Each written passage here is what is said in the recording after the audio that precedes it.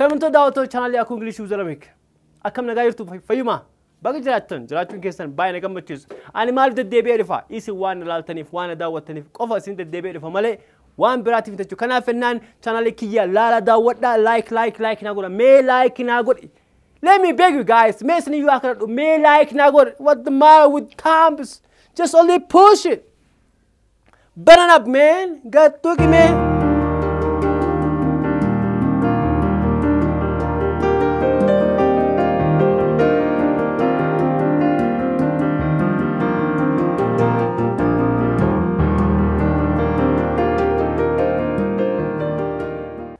Hello ladies and gentlemen, welcome back to our YouTube channel, Akka English with Oromic. I'm Ako from School of American English. My dear sisters and brothers, how you doing, guys? How you okay? Just everything's fine, right? Okay. Today in the will of God, we're going to learn the last tense for past, or the last tense for previous tense. Yes, nowadays we are going to learn about what? About past action. So in the will of God, we completed our past action this day. All right. So hereafter, after this tense, we are going to jump on what? The ninth tense is about simple future tense. After we finish this one. So come to the channel Akka Ingilizii Oromic. Akkam nagaa jirtu fayyuma. Baga jiraachuun keessan baay'ee na gammachiisu. Ani maal deddeebi'ee dhufa? Isin waan ilaaltaniif, waan daawwattaniif qofa isin deddeebi'ee dhufa malee waan biraatiif jechuudha. Kanaaf ennaan channel kiyya laala daawwadhaa like na godha. Mee like na godhi. Let me beg you guys. Mee isin iyyuu akka mee like na godhi. What the matter with campus? Just only push it. Burn up, man. Got to man. Akkalma godhi bakka waan biraatiif miti yaara. Why be jolly, man? Mee waan si tulfaate like gochuun. Subscribe to Abdii. Like na godhi. It's okay, man. Namni subscribe godhu baay'ee jira jechuudha. Thanks to God, yeroo amma channel keenya guddataa jira. YouTube keenya guddataa jira. Look at our subscribers, guys. Deemaa jira jechuudha. However you be jealous, hangeeffatillee waan tullee we will be grow. Don't worry, man. Hin guddanna gaaf tokko. We have a great hope from God and from our peoples too. Nama keenya irraallee Rabbi irraallee abdii qabna jechuudha. Kanaafuu asin turu gara fuulduraa hin deemna. We'll just grow up. Kanaafuu like good. Okay. Kalatti man barumski yatsna deebisu. Barumski hadda is about past perfect continuous tense. Tense dhuma waa'ee past continuous barsu deemee jira. So tense kana yeroo jalqabnu formula yookaan immoo structure isaatiin jalqabna. Structuring tense kana maayda say plus had been or had plus been plus verb 1 plus ing forms plus what? Objects. Here is our formula. Kuni formula kenna sabetida tense hundu maali qaba? Sabeti qaba. And had been, sabeti hunda jinuma fahamna, had been fahamna chuda. Then verb 1, then ing forms, then what? Objects. Then objects. Suni formula yokana mo structuring tense past perfect continuous tense. Structuring past perfect continuous tense mayra niyo sigavatani. Say plus had been plus verb 1 plus ing plus object jinni barana chuda. Tense torbanda barkete past perfect barana jira. Formula past perfect malak tele situ jira. Say plus had plus verb 3 plus what? Object chuda. Kanaf ennan tense kanaf mal tau qaba had been chuda. Malif had been te tense kuni gochsa deddeebi'a yookaan immoo yeroo dabre keessa dalagamaa waan tureef jechuudha. Kanaaf ennaan mee formula kanaan example lamii kan halaaluti. Example lamii kan isin agarsiisu. Fakkeenya tokkoffaa he had been running. He had been running. Inni fiigaa ture. When? In the past time. Yeroo dabre keessa jechuudha. He said, he kenna maayidha sabeti. Then had been kenna maayidha formula kenna jechuudha. Then running kenna maayidha verb 1. Then ing form kenna maayidha. Here is ing forms. Maalif dabile ni gone azuro simberse jechuudha. Verbing kan tokko yoo consonant vowel consonant ta'ee birsaga ta'uu qabaate qubeenuma malta dabili taasisan jira. Kanaaf ennaan he had been running inni fiigaa ture jechuudha. When? In the past. Yeroo dabre keessa jechuudha. Kanaaf he had been running fiigaa ture jechuudha. Yeroo dabre garsa jechuudha. Kaitaan ammoo somebody had been smoking. Somebody had been what? Somebody had been smoking. Namo ima godha sigara aarsaa ture jechuudha. Maybe there is some bad odor. There is kinds of what? A bad smell. So we can say somebody had been smoking very wide. Ing form daballa. then somebody is indicates sadipan singular bakbo chura. Kanaf somebody had been smoking nemo sigara ar satura kuni formula tensi kana kana mo structure isa yo tigar chunu somebody sabetira had been in formula kenna smoking ken very wide and you form kenna mada and you form chura. Kanaf nan rakong abu objectin. Kanaf somebody had been smoking chura nemo sigara ar satura yoen in the past time kuni structure tensi kana yo tau faydaan tensi kana kana mo definition samada past tense or kana past perfect continuous tense is used for an action when the action is started in the past. Okay, wasadi das keta chulo gochi sadira automatic three no bada when the action is started in the past gochi yero da barkes kanjar kabe and that action continued in the past akasma samo gochi suni yero da barkesa ittifature and the action ended before another action in the past actually. Yero gochi branjal kamin durati gochi sun kan tumurame chuda. Kanafenan when an action is started in the past gochi yero da barkesa rojal kabu and continued in the past akasmas mo yero da barkesa tufe akasmas mo the action ended before another action in the past. Gochi tile yero da barkesa tumurame yero da barkesa jal kame yero da barkesa ittifufe yero da barkesa tumurame tensi bra fundurati yokon mo tensi bra durate chura kana fennan kuni fayda tensi kesa yokon mo tensi past perfect continuous kesa tokko kana chura kana fol magrati fayda tensi kana kan wo kabran kabuchura actual when symbol of the past continuous past perfect continuous tense in ba elle fasarat elle ba elle hindu fuhato garomo baratun bekun barbaisa an yero sim barsu gaqabe sim barsala kama duga sim barsa soba iram bekon gaqabe sim barsisa yo batubat yo bachurbatamo it's up to you. Just I'm going to teach you from the bottom of my heart on rasi barsa aga Afaan ke ciccitu kana fennan sirin da gefat okay akana gawi kana hinkawan akasalbati gawnin kunna hintenne kana fennan dawatul ki yasri da gefat rabarada kana when an action started in the past gochi way yero da barkesa yero jal qawm and continued in the past ka yero da barkesa ittufe akasma samo ka yero da barkesa tumura mechu present yokon mo yero asanu yero amma kesu kana he case insane kanaf but not in the present time. Amat yokon mo present time case insane chud. Yero da barket umra chud. Akasmas all those three action complete what in the past chud. Kanaf studying all those three action completed in the past. Goch sadan kun yu yero da barket umra. Sadan enfa tokofa gochin jaqama the action started in the past yero da barket jaqame and continued in the past yero da barket itufe akasmas mo the action ended when before another action in the past. Also got to bra kan mo action intense bra anjel kamin durati tumurame yechu kana saden yumada yero da barkes faram natural akasma samo to tell this matter we use past perfect continuous tense one kana ibsur banne tense past perfect faramna make example isa wajuman hello. Now let's see together. The first one is I had been working for 2 hours and salama for it answer delegatoria until she came at 2 p.m. Hanga sen saati lamatul uftuti. Okay, hanga sen saati lamatul uftati came to past tense da. Anima magurature saalama delegator chul. Fakenya also wawi delegator. Sawera bakora alqabde wawi delegayo turte hanga abban sidai sitrifuti go sumari sa past perfect continuous tense chul. Akam example afamo I had been dating Maria for 3 years before we got married. Also walin furia Maria yatti Maria yamtana chula.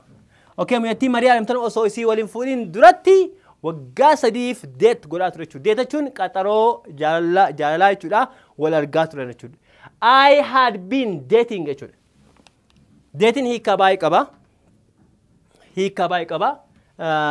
ika sa sitisini ibsun bailen barbaisu marafiu dating tokko kan guyat nibsa chula yokon mo jia kaitin sun date lama tokomo dating tokomo kuna mo dating yokon mo esika kuna me timire lama timire chula timire yatan kana date silama akasuma samo dating tokomo qataro jalala chula fakkenyaf have you ever dated someone na moy qatarte beta yo sinjerani yokon mo jalle ketin date wal goter ta chun yoo barbaadde deet fayyadamna jechuudha. Walumaa galatti deet jechuun qaxaroo jaallee hojii jechuudha. Okay.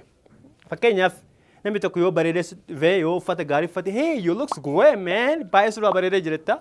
Then do you have a date jettaan? Qaxaroo qabdaa jettaan. Do you have a date? Deetiin sun kamidha? Kana jechuudha. Qaxaroo qabdaa jechuudha. Kanaaf I had been dating Maria. Maria waggaa sadiif maal godhaa ture? Qaxaraa ture. Yookaan immoo akka jaalatti hojiin dabarsine jechuudha. For 3 years before we got married. Osoo waliif fuudhin duratti jechuudha. Kanaaf namichi kun waggaa sadiif maal dalagaa ture fakkeenyaaf? Deet godhaa ture jechuudha. Gachuun immoo gochi maal ta'ee jira? Xumuramee jira jechuudha. Qaxaroon itti fufaa ture, jalqabamee itti fufaa ture, akkasumas immoo xumuramee jira. Osoo waliif fuudhin before another action in the past. Before another action in the past. Osoo isaa waliif fuudhin duratti qaxaraa ture jechuudha. Kan biraa immoo her eyes were red. Iji ishee baay'ee diimaa ture. Because sabni isaa maal? She had been crying. Isheen baay'ee boo'aa turte jechuudha. Sorry. She had been crying. Sababa boo'aa turteef resultiin isaa bu'aan isaa maal ta'e? Iji ishee deemaa turte agarsiisa jechuudha. Kanaaf jennaan her eyes were jechuun past tense jechuudha. Then kuni past tense before another action in the past dha. Kanaafiyyuu she had been crying jechuudha. Boo'aa ture jechuudha. Mallattoon nama boo'aa ture yaa'uun beekamaa jechuudha. Okay, the last one but not the least. The last one but not the least one is the road filled with water. Karaan bishaan guutame jechuudha. The road filled with water. Bishaan guutame jira. Because sabni isaa it had been what? Raining for 2 hours. Saalamaaf maal taa ture? Roobaa ture jechuudha. Sababa roobaa tureef lolaan lafarratti yookaan immoo karaan guutame jechuudha. Kuni example faayidaa tensii kanaati. Tensi kun akkuma isin beektan, akkuma isin barattanitti faayidaa baay'ee hin qabu. Faayidaan isaa tokkochuma kana. Akkana taasisne waa'ee negative affirmative isaa laalla na wajjin turaasin jedha. Alright, akkuma durseetti mee kan dhuma isaa laallu affirmative negative question ilaala jechuudha. Affirmative negative and question jechuudha. Himni martiyyuu affirmative qaba, negative qaba, question qaba jechuudha. Kanaaf affirmative isaa muraasa laalu yookaan immoo example isaa yoo laalle I had been waiting for him for 30 minutes jedha. Ani daqiiqaa 30 isa eegaa ture jechuudha. Formula keenya wajjin I had been waiting for him for 30 minutes. Kanaaf daqiiqaa 30 isa eegaa ture jechuudha. Isa eegaa ture jechuudha. Okay, hima kan negative gochuu barbaadnu we simply make it maal qofa daballa nootii kenna. Alright, jecha nootii kenna jidduu had fi been qofa kenna jechuudha. Okay, I had been not in jennuun. I had not been in jechuudha. Kanaaf nootii kenna es kenna jidduu had fi been kenna jechuudha. Kanaaf ennaan I had not been waiting for him for 30 minutes. Kuni eegeedha daqiiqaa 30 isa eegaa turedha. Kun ammoo isa leene jechuudha. I negative jechuun maal jechuudha magaalatti wanta hin godhin tokko himu jechuudha. Kanaaf I had not been waiting for him for 30 minutes. Daqiiqaa 30 isa eegaa ture jechuudha. Yoo gaafii jechuudha baan immoo haadii keenya ala baafne nootii keenya balleessine I keenya galafne jechuudha. Kanaaf ennaan had I been waiting for 30 minutes and daqiiqaa 30 isa eegaa ture when in the past time jechuudha. In the past time jechuudha. Example of the students had been playing for 2 hours before their teacher came. Osoo barsiisaan isaanii dhufin duratti sa'aatii lamaaf kubbaa taphataa turan jechuudha. Yoo negative jechuudha baan immoo you can say the students had not ennaan taphataan ture jechuudha. The students had not been playing football for 2 hours before their teacher came. Osoo barsiisaan isaanii dhufin sa'aatii lamaaf taphataa hin turre jechuudha. Okay, examples gaafii jechuudha baan immoo we simply make maal qofa goona haadii kennu yookaan immoo yeroo hundayyuu gaafii yoo si jedhan auxiliary verb waan jedhamu dura gochuu jechuudha. Sabeetii dura gochuu jechuudha. Kan akka haazii, haavii, haadii, didii, iizii, aamii, aarii kunni martumaadha auxiliary verb yookaan immoo helping verb jechuudha. Isaan dura gochuu. Kanaaf ennaan kana fuunee es kenna ala baafne jechuudha. Had the students been playing football for 2 hours before the teacher come? Osoo barsiisaan isaanii dhufin barattoonni sa'a lamaaf kubbaa taphataa turanii. Maybe deebisaa yes they did jechuudha. Yes no question keessa jechuudha. Kayitaan immoo he had been working as a shopkeeper before he started his own business. he had been working as a shopkeeper. Inni qaxarame yookaan ammoo sales person yookaan ammoo nama suuqii nama gurgurachuu qaxarame jechuudha. Akkas dalagaa ture. He has been working as a shopkeeper. Gargaara ta'ee dalagaa ture before he started his own business. Also dalagaa mataa ofiin jalqabin duratti nama biratti qaxaramee dalagaa ture jechuudha. Kanaaf ennaa namicha maal dalagaa ture? Yeroo dabar keessa osoo namaaf dalagaa ture jechuudha. Gochi tuufaa ture jechuudha. Osoo dalagaa isaan jalqabin duratti jechuudha. Kanaaf kun maalidha? Affirmative yoo ta'u gaafa negative godhu immoo he had not been jechuudha. As qofa maal gochuudha? He had, where is the question? I'm so sorry. He had, yes. Here, sorry, here. Azra, he had not, okay? He had not been working as shopkeeper. Gargaara ta'ee dalagaa hin turre.